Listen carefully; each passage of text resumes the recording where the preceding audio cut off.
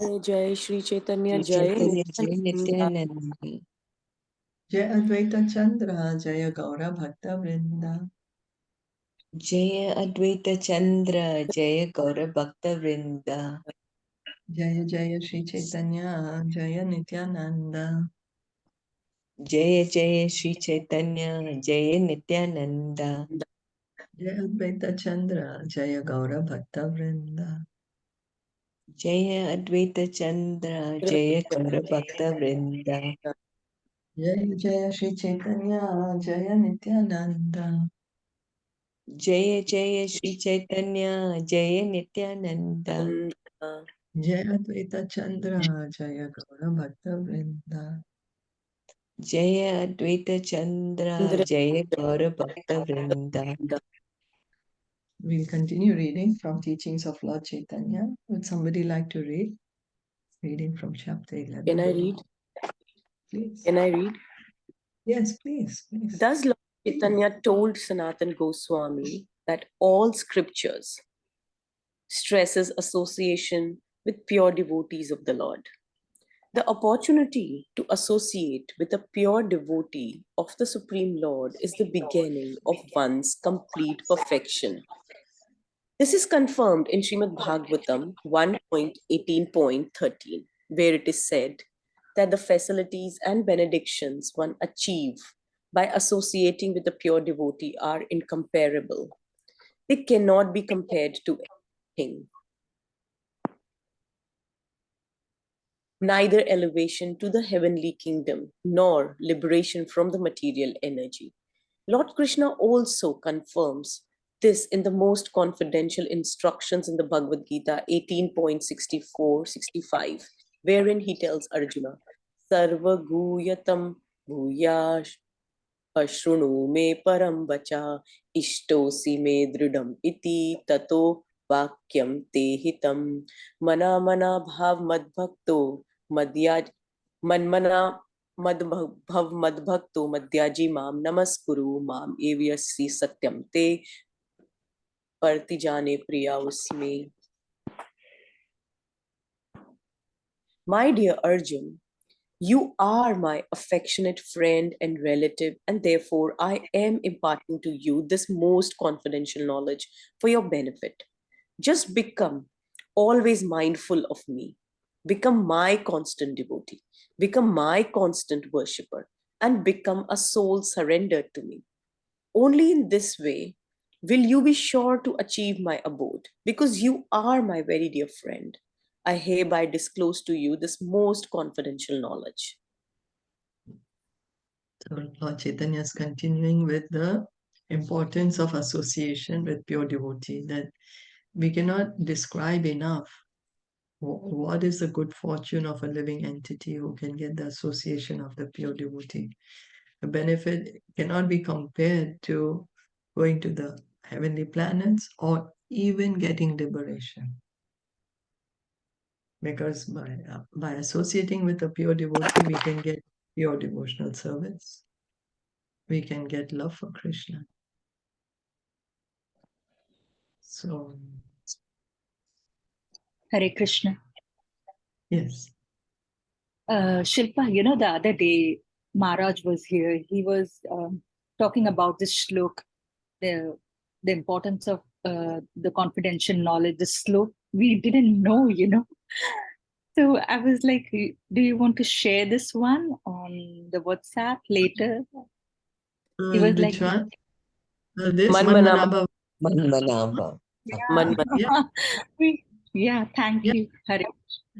1865. Yeah, I'll share it. 934 and 1865. Both places it's shared. It's Yeah, Krishna it's similar, na? Right. Only Yeah. just few lines are a bit different. One line also. Yeah, because Krishna it's not that he forgot, but he's just emphasizing the importance of it. Yeah. Always think of me, become my devotee, worship me, offer obeisances to me. And in this way, you will surely come to me. Surely Yeah, the Maharaj spoke on length on this one, and he was asking if we know this shlok, and we were like, oh my God, We don't know this slok. But we Yeah. know about, controlling our mind. That's the confidential knowledge, but we don't really know the slok. So it was like, we should have known.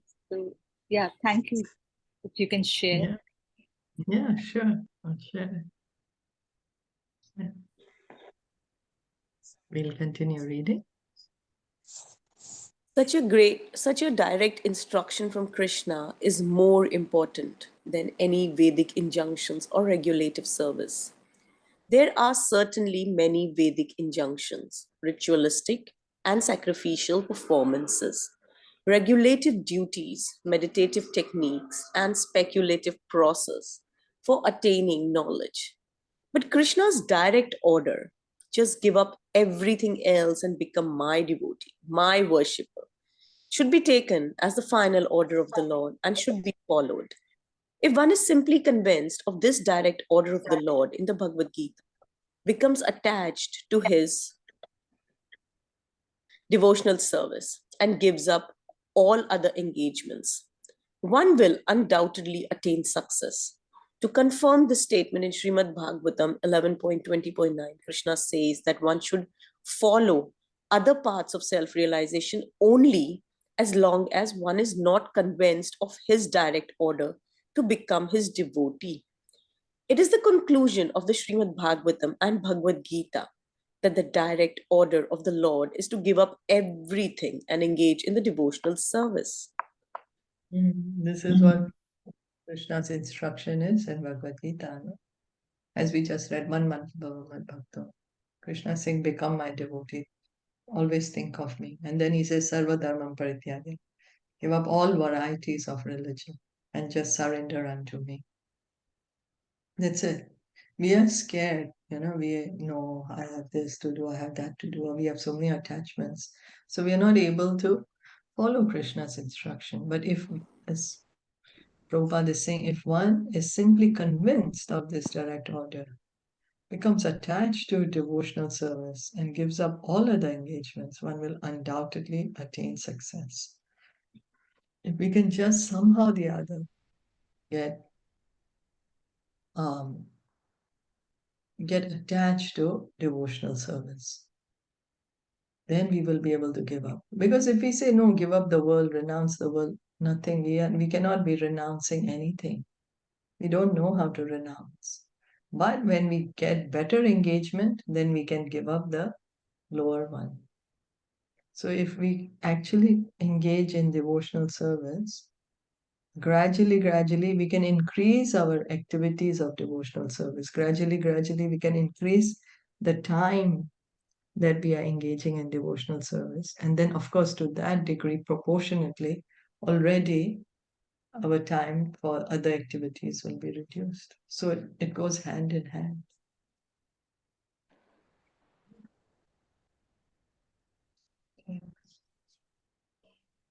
From Finally, conviction that one should execute the order of the Lord is known as faith. One who has faith is firmly convinced that simply by rendering devotional service to Lord Krishna, all the activities are automatically performed, including ritualistic duties, sacrifices, yoga, and the speculative pursuit of knowledge. In fact, devotional service to the Lord includes everything, as stated in Srimad Bhagavatam 4.31.14. Yatha tarur mulya trinatyanti tatskanda bhujapakshiha pranau paro rakcha yatha indriyanam tatha sarvadharmanam achukteja. By watering the root of a tree, one automatically nourishes the branches, twigs, leaves, and fruits, and by supplying food to the stomach, one satisfies all the senses. Similarly, by rendering devotional service to Krishna, one automatically satisfies the requirement for all other forms of worship and all other spiritual processes. One who is faithful and firmly convinced of this is eligible to be elevated as a pure devotee. so now faith here, Prabhupada puts firm conviction. faith. So what happens in the beginning? We have some faith, Shraddha. Beginning, we have some faith. That's the reason we start associating with devotees, then we engage in devotional service, then purification happens. And then what happens is this faith will become firm faith, steady, nishtha. Then at that point, one can begin pure devotional service because the faith is firm, unshakable, steady. And that is the point of liberation, actually. The living entity already understands his position as a spirit soul, part and parcel of Krishna. So we may say, oh my God, but that's so far away. I'm still wherever I am. Yeah, but as Prabhupada would say, mango is a mango after all. It's ripe or unripe, doesn't matter. It's unripe and matter in some time it will ripen. There's no need to get nervous or get impatient about it. It's just with time it will ripen. Just continue hearing and chanting.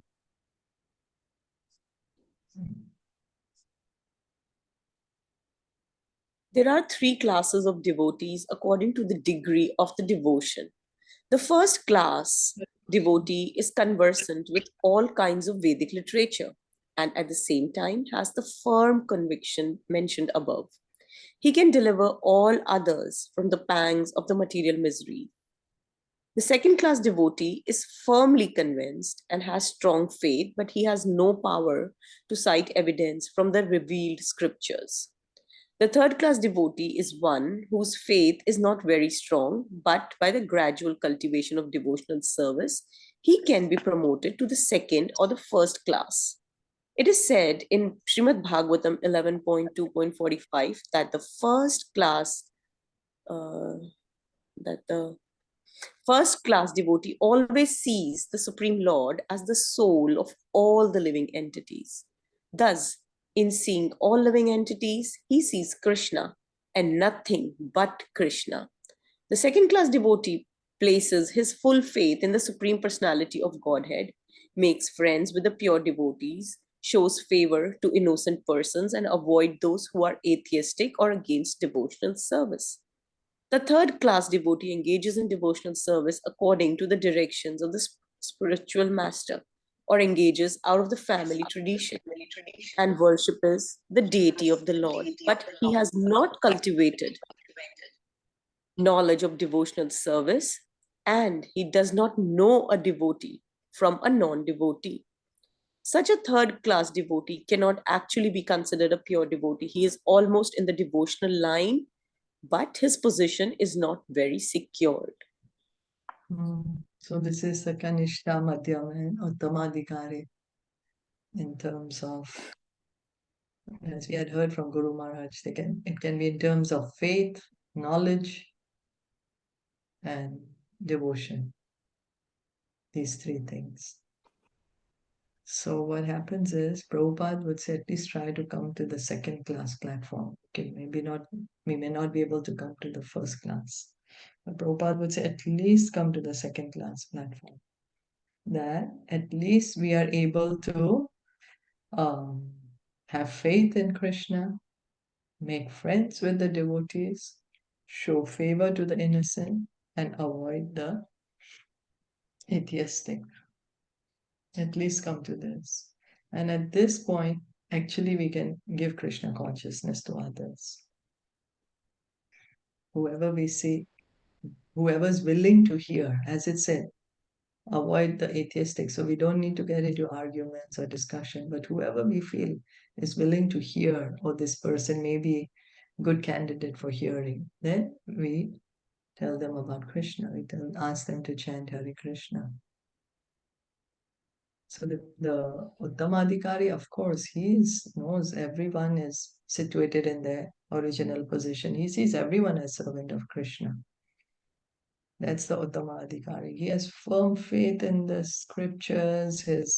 He can convince others. He can make devotees just like that because of his faith, because of his devotion, because of his knowledge. He can revive this devotion in others also very easily. So the second-class devotee, he himself is convinced. He himself is convinced that Krishna is the Supreme Lord, but he may not be able to convince others so well, may or may not. Of course, we should try our best to study the scriptures, cultivate the knowledge, and whoever we are able to share, we share. So we should come up at least to the second class platform. The third class is the neophyte, the beginner devotee. So a devotee himself always thinks, I'm a third class devotee. A devotee does not think himself, oh, I'm first class, I'm so elevated.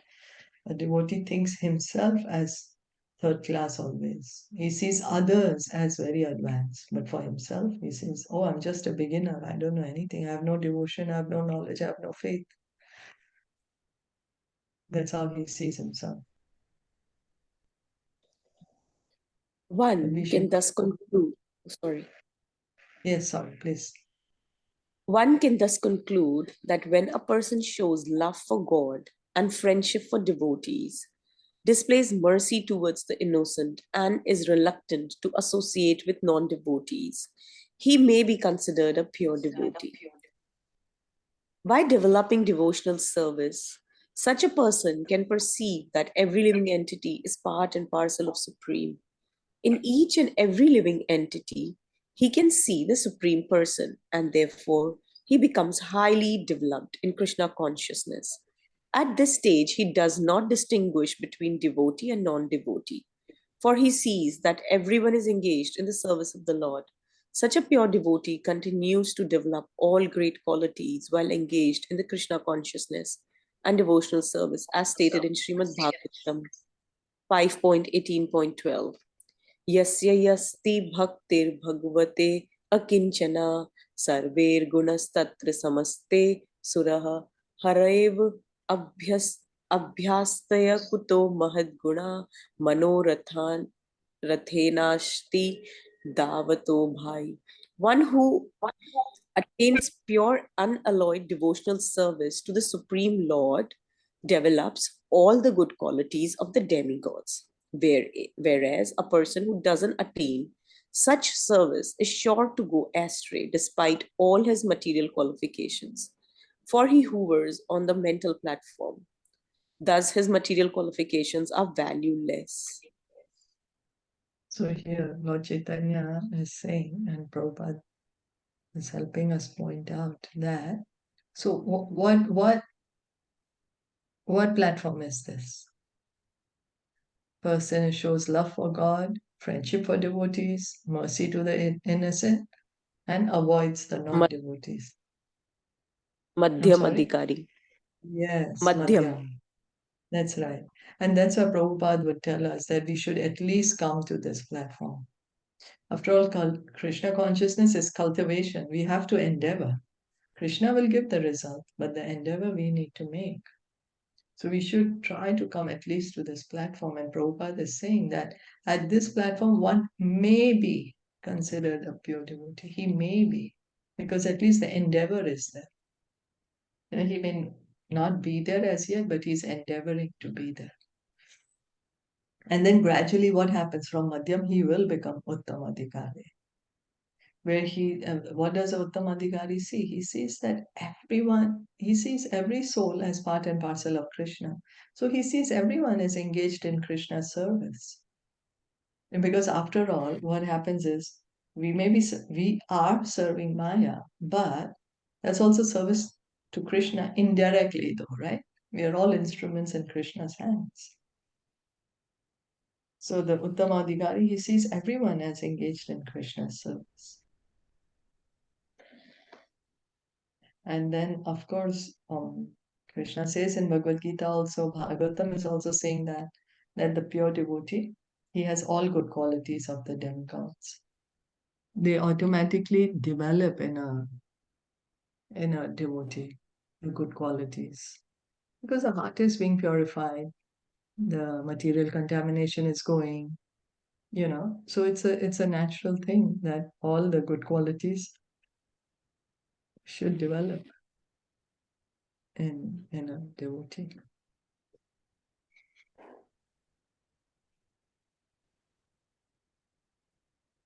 Chapter 12, The Devotee.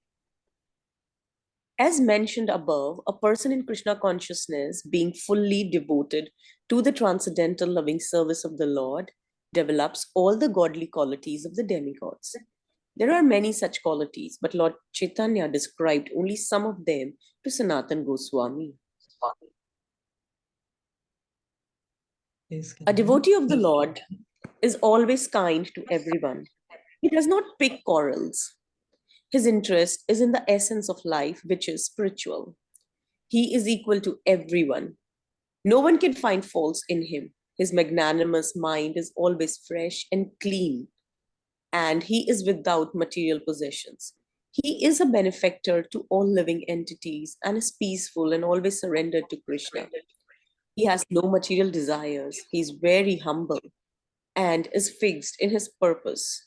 He is victorious over the six material qualities such as lust, anger, and he does not eat more than he needs. He is always sane and is respectful to others, but he does not require respect for himself. He is grave, merciful, friendly, poetic, expert, and silent. Any comments on what we just read? Yeah. The qualities of a devotee.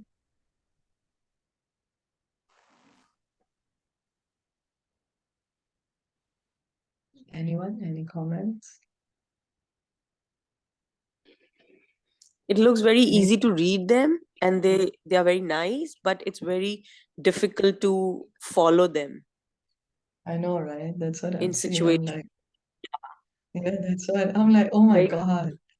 Oh my God. Always kind to everyone. He does not pick quarrels. Imagine they're already like don't know what's happening, you know. He's just interested in the essence of life, which is spiritual. So we can see the pure devotee actually is consciousness. He's Krishna conscious, and that's the reason everywhere it's being said that the pure devotee is liberated. You know, he's not into the modes of nature. He's liberated. He is already in his position as the spirit soul. That's how he's able to act like this, no? Always interested in the essence of life, does not quarrel. Oh my God. Magnanimous, fresh and clean, without material possessions, benefactor to all living entities, and is peaceful, always surrendered to Krishna, no material desires. So this is a pure devotee. By hearing about such qualities, by aspiring to get these qualities, gradually, we will be able to get these qualities.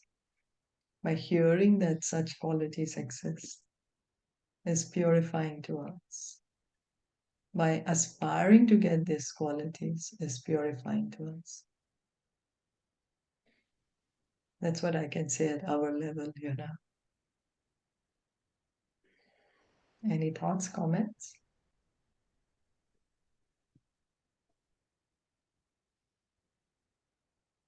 Okay, now then we continue reading. Srimad Bhagavatam 3.25.21 also describes the person in Krishna consciousness, one who is devoted to the loving service of the Lord. Therefore, the devotee is said to be always tolerant and merciful and a friend to all living entities.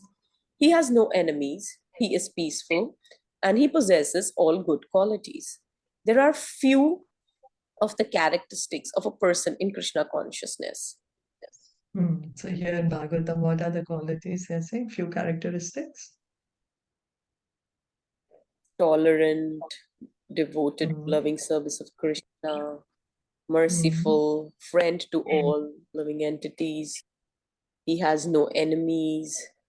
He's very peaceful. He possesses the good qualities. Yeah. Yeah, it's good. Krishna is happy when we can glorify the pure devotees and their qualities. Krishna is very happy to hear glorification of his devotee. Okay. It is also said in Srimad Bhagavatam 5.5.2 that if one gets the opportunity to serve a great soul, a Mahatma, his path to liberation is open. However, those who are attached to materialistic person are on the path of darkness. Those who are actually holy are transcendentalist. They are equipoised, very peaceful, free from anger, and friendly to all living entities. Simply by associating with such holy men, one can become a Krishna conscious devotee of the Lord. Indeed, to develop love of Godhead, the association of such great soul is needed. The path of advancement in spiritual life opens for anyone who comes in contact with such a holy man. And following this path, one is sure to develop Krishna consciousness in full devotional service. Again comes to the importance of association with a pure devotee.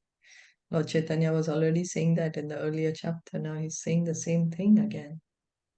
That associating with this pure devotee, and if one is able to serve such a pure devotee, then that's very, very fortunate position for one. So the pure devotee, they are transcendentalists, equipoised, very peaceful, free from anger, friendly to all living entities. And simply by association with them, one can become Krishna conscious devotee. So again, how important is association? Indeed, to develop love of God and the association of such great souls is needed. So without association, we can't do that. And by following their path, one comes in contact with them, not imitation. We get confused. What does follow the path mean? So some of us think we need to imitate these great personalities. No, we don't imitate great personalities, but we follow the instructions. And that is the point. And that by following the instructions, surely one can become fully Krishna conscious, engage in pure devotional service. So associating with devotees, hearing from them, and following the instructions. Okay. In the 11th canto, should I read or? Yeah, thank you. In the 11th canto, second chapter, text 30 of Srimad Bhagavatam, Vasudev, the father of Krishna, asks Narad Muni about the welfare of all living entities. And in reply, Narad Muni quotes a passage from Maharaj Nimi discussion with the 9 Yogendras. O holy sages, King Nimi said, I am trying to find the path of well-being for all living entities. A moment of association, a moment with holy men is the most valuable thing in life. For that moment opens the path of advancement in the spiritual life. This statement is confirmed elsewhere in Srimad Bhagavatam 3.25.25. By associating with holy persons and discussing transcendental subject matters with them, one becomes convinced of the value of the spiritual life. Very soon, hearing of Krishna becomes pleasing to the ear and begins to satisfy one's heart. After receiving such spiritual message from the holy persons or pure devotees, if one tries to apply them in his own life, one naturally and successively develops faith, attachment, and devotion while progressing on the path of Krishna consciousness. So can we just quickly remember how by associating somebody was greatly benefited? By association of a devotee. Prahlad Maharaj was greatly benefited by association of Narad Muni. That's right. And Dhruv Maharaj also. Oh, that's right. Dhruv Maharaj also with Narad Muni. Yes. Yes. Narad Muni himself, when he was a small boy, 5 years old, Yeah. he associated with the Vachans and he became a pure devotee. And Devahuti Mata with the association of Kapila Muni. Yes. Yeah. Very good. Yeah. So we can see. Or if we see also like Mrigari, the hunter, he was a hunter. Mm. And just by association, barely he had association with Narad Muni, just by associating momentarily with Narad Muni, how he himself became a pure devotee. You know? So really, so what Prabhupada is saying, associate with holy person, hearing from them. What association means, we hear from them, discuss the subject matters. Then what happens is hearing of Krishna becomes pleasing to the ear and begins to satisfy one's heart. Krishna says in Bhagavatam that he removes all the abhadras from the heart. Shanvagatam Swakatha Krishna. Forgetting the words. That one who has served the devotee, then he gradually gets attachment to hearing about Krishna. And then as one continues hearing about Krishna, then Krishna, who's in the heart of the devotee, cleans out all the dirty things in the heart. He removes all the unwanted, unrequired things. And then the devotee continues to hear and chant regularly. Nityam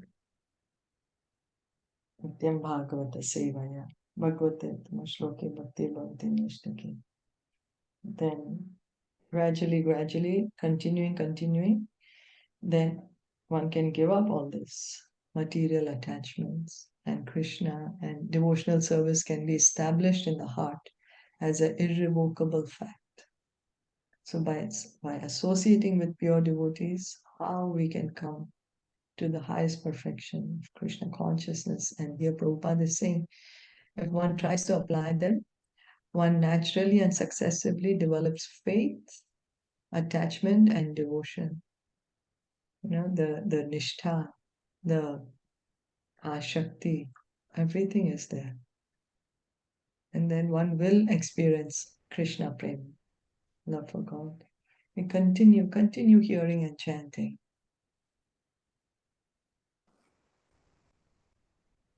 And yeah, just be on the path of Krishna consciousness. Is that okay? Yeah. Very nice. Yeah. Gauranga Mahaprabhu ki jai, Gaur Bhakta Vrinda ki jai, Hare Krishna.